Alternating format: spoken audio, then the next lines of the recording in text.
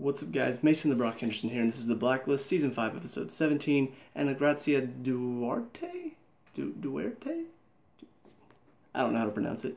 So this one, it was interesting because it kind of played with the expectations a little bit, and I always like it whenever a show can do that.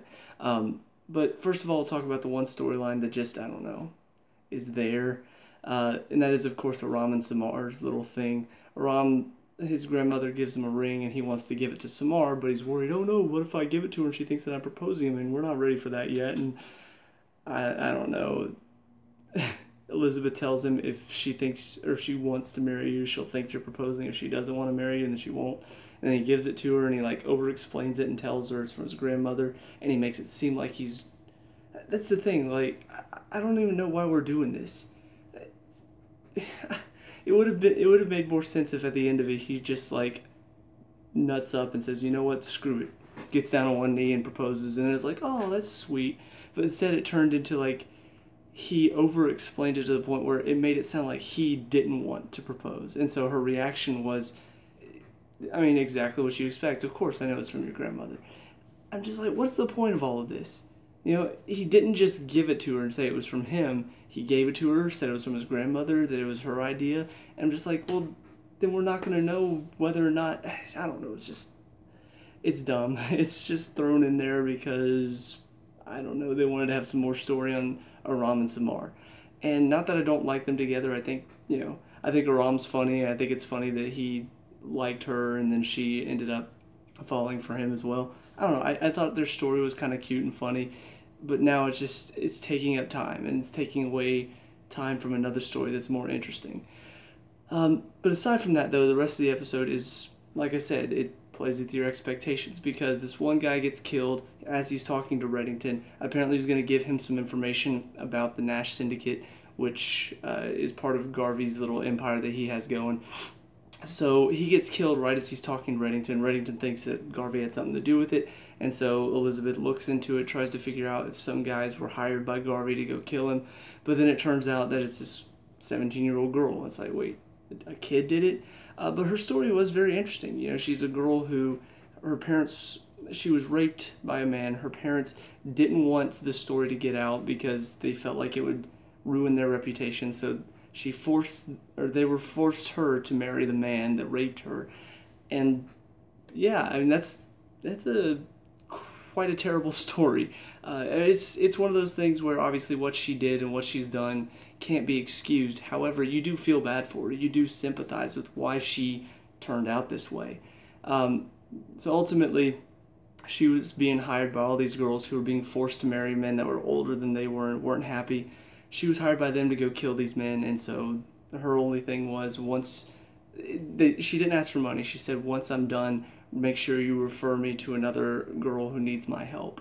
And that was her only form of payment. I'm just like, it really is hard to think of her as a bad guy. I mean, you really could sympathize with her. I mean, she's not charging these girls money. She's not doing anything. She's just trying to help these girls out of a difficult situation that they can't help themselves because their parents are just terrible. So, I don't know, it really was an interesting story, but ultimately it was nothing to do with the ledger that Reddington wanted. She just wanted to kill that guy because her client asked her to. So ultimately they do search through the trash and find where she threw it out, find the ledger, and so Reddington can use that against Garvey. But also in this episode, Elizabeth finds out that Reddington was the one who got that, the witness, went and kidnapped him and then took him. And so she's trying to look into it. Aram is trying to look into it as well because he feels bad because he was the one on duty whenever they took the kid. And ultimately he does manage to track down the guy that he saw that had the, I think he had different colored eyes, and one of them was like bright blue, like a husky. And so he tracks him down. Elizabeth sees his picture, realizes it's one of Reddington's men, and of course then confronts Reddington about it, who tells her, look, it's what I told you I was going to do. I didn't betray you. I said until we get Garvey, or until I get that package, I'm going to do whatever it takes to get it back.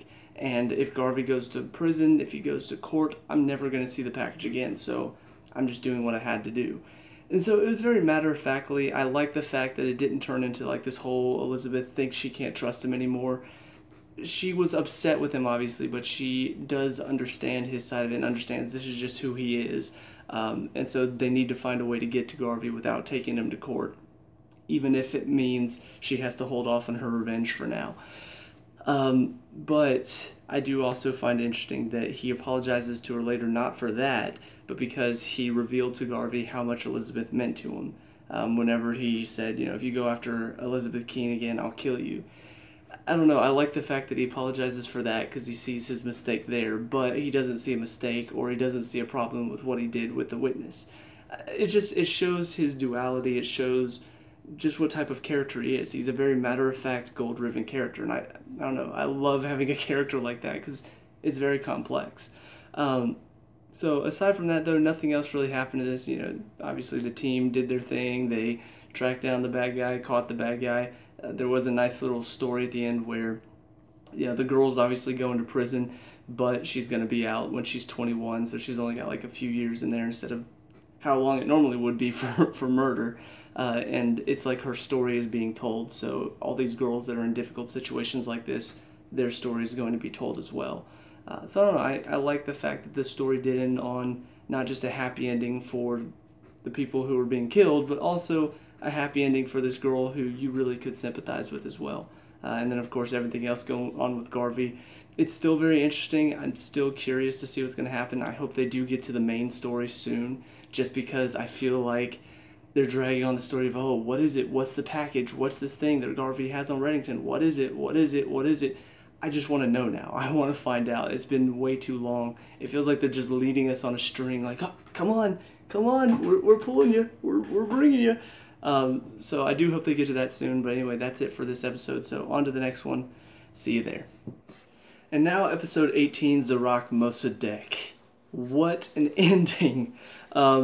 So first of all, we'll talk once again about the Aram Samar story going. For some reason, they stretch it out over these 2 episodes, and it feels like it's still not done. Why? Like, don't get me wrong. Like I said in the last one, I like them together. They're fine. It's a funny little couple. But it's like they're treating this like this is some seriously heavy drama, guys. Like, holy crap. He goes to Wrestler and then to Elizabeth, and they give him advice, and he gives her the ring, and then, she didn't think he was proposing, so clearly that means she doesn't like him, and she doesn't want to marry. And just like I said in the last one, if you're going to give it to her and immediately, make it seem like, no, this isn't like me proposing, no, this is my grandmother's ring, it was her idea to give you this ring, just to let you know, it's not that big a deal. Okay, how does that make you think, she didn't assume it was me proposing, so... Well, you made it so obvious that you weren't trying to, so of course her reaction would be, he's not proposing. Hello? But they treat it like this is this whole big deal, like, oh my gosh, guys, like, she didn't think I was proposing, so that means she doesn't want to marry me. And it just feels like you're wasting my time. If you're trying to build up the story that eventually they're going to get married, okay, just do it. Why you gotta stretch out this story over 2 episodes and take time away from other more interesting stories when all this is, it just feels like they're biding our time. It's like, the will they won't they story all over again. What's gonna happen, guys? It just feels pointless. It's the only thing over these 2 episodes that I'm like, why are you doing this? I just don't understand. However, aside from that, the main story for this one didn't feel... obviously it connects to Ian Garvey, but it didn't feel as big a deal. I don't know why. It just didn't catch my attention as much. This guy, his son gets taken. Reddington's trying to track him down because apparently he's been running drugs for Ian Garvey. So another part of his business. If you take away him, now all of a sudden Ian Garvey's lost his power. And so he goes, helps get his son back, obviously. Wrestler and Samar help, obviously. And bada bing, bada boom, Reddington now has him under his wing, and so now he has more control over Garvey. And that's really all that, that's what I imagined was going to happen at the beginning of the episode. I imagined Reddington was going to get this guy to help him out by getting his son back, and that's all I needed to know. It just felt like everything in between that was just inevitable. Like, I totally get that. This makes sense. It's obvious. So that would be the only problem I would say I have with the main story in this one, the case in this one. Is just it felt like, I don't know, it just felt pointless. It felt like watching a bunch of stuff to the point where, okay, I know where this is leading. Can we just get to that point already? On to the other side of it, though. This one definitely a bit more of a big deal. Elizabeth is tracking down Reddington. It was a little bit funny to see her and Aram team up because she's trying to get this information from Internal Affairs guy, meaning that Aram has to drive his bike out in front of this guy and then have him get hit at a stoplight. And it was funny because like he's sitting there, they're talking about the plan. He's like, well, how do you know he's not just going to be texting and driving? How do you know he's going to stop right at the red light? And she's just like, he's a stickler for rules. Of course he's going to stop. He's like, yeah, but what if you're wrong? I could end up dead. And she's like, well, look, if for whatever reason he doesn't pay attention to the stoplight and you do end up dead, I will be really, really sorry. I don't know. It was funny just seeing them team up and him being very nervous about it. And, you know, he does end up doing it, obviously. And then she gets the information she needs on Ian Garvey. But unfortunately, there's nothing that really helps her get closer to putting him away or get closer to finding something against him. But she does notice that he's been going to this one place over and over and over again, this diner. And so she heads over there, she sees him, he does absolutely nothing, no talking to anyone, no sort of signals sent, nothing at all. But he does talk to this one woman and makes sure to give her a kiss goodbye. And she's like, okay, so what's that about? Obviously this is someone important to him, right? If he's going to be there just to talk to her, I mean, what is this about? So Elizabeth goes in as they're about to close up. She goes to talk to this woman and says, I'm FBI, I need you to come with me. Gives her the rundown of everything that she's got on Ian Garvey. And that's when the girl just starts talking about, you know, he's a good man. You know, he was like a surrogate father to me. He took me away from my real father who's evil and helped me. He put me on witness protection, made sure he couldn't find me. And I'm just like, what? Is this going where I think it's going? And Elizabeth's like, well, who's your real father? Oh, maybe you've heard of him. He's Raymond Reddington. He's been on the FBI's most wanted list for 20 years now. And I'm just like, what? Hang on. Pause. Rewind. Explain yourself. Explain that to me, please. This could mean several things, and I've already got like so many theories running through my head. I want to say the Blacklist shows up on Wednesday night, so it could be the newest episode premieres tonight as I'm doing this review. So obviously don't spoil me on any of these, but I do have a few theories. First one is that all along we were assuming Elizabeth definitely was Raymond Reddington's daughter, but he was actually confused, and it wasn't her, it was this girl. Now that could be completely off. That one's probably my really spitball theory. Like, oh, playing with our expectations. This whole time you thought he was her father, but he was actually thinking about this girl. This is actually his real daughter. I doubt that's it, but just a possibility. Another possibility is she's not really Raymond Reddington's daughter. This could be either a ploy set up by Ian Garvey, or Ian Garvey like convinced her from a young age that she was Raymond Reddington's daughter. So either he's lying and so is she, or he lied to her when she was very young. That one also doesn't seem very plausible. I think the most plausible answer is Raymond Reddington had an affair with another woman, or this was his real wife and the affair was with Masha. Was that her name? Masha Rostova? I can't remember. Elizabeth's mom, the Russian spy. He had an affair with her, but his real wife is this girl's mother. Or either that, or he had an affair with Ian Garvey's wife.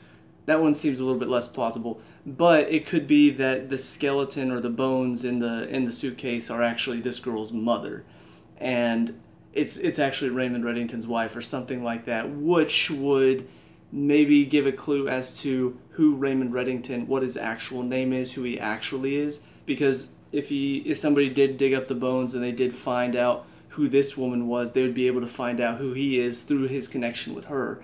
That's seeming like the biggest possibility to me, because it would wrap up so many things. It would wrap up why he's so concerned about somebody finding these bones and using it against him, because it would reveal his real identity, which means, I mean, people would be able to arrest him so much easier, and all of his accounts would be just sewn up, and people would be able to take him down much easier. And I don't know, it seems more likely to me. It seems the most likely thing. And on top of that, I mean, he has another daughter. If this is true, this would wrap up this story as well. Why does he have another daughter? Well, it could be from his real marriage, before he had the affair with Elizabeth's mom that, conceived Elizabeth.